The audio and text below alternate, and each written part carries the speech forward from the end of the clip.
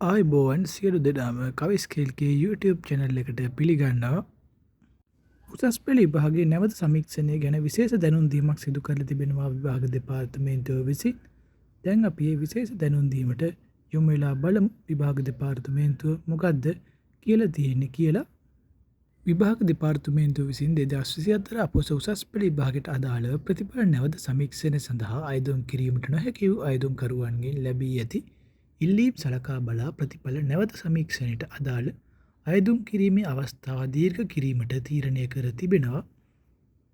ඒ අනුව විභාග දෙපාර්තමේන්තුවේ තීරණය කර ඇත්තේ එම අයදුම්පත් කැඳවීම එළඹෙන 28 වන දින සිට 30 වෙනිදා දක්වා මාර්ගගතව ලබා දීමටයි විභාග දෙපාර්තමේන්තුව නිකුත් කර නිවේදනය පහත දක්වා තිබෙනවා.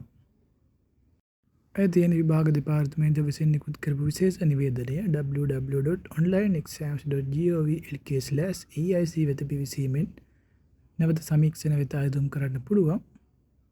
දැනටමත් අයදුම් කර ඇති සිසුන් නැවත අයදුම් කිරීමෙන් වළකින ලෙස විභාග දෙපාර්තමේන්තුව දැනුම් දී තිබෙනවා. මේ වගේ වීඩියෝ දිගටම බලන්න කවිස්කේල්ගේ YouTube channel එක subscribe කරලා එකතු වෙන්න.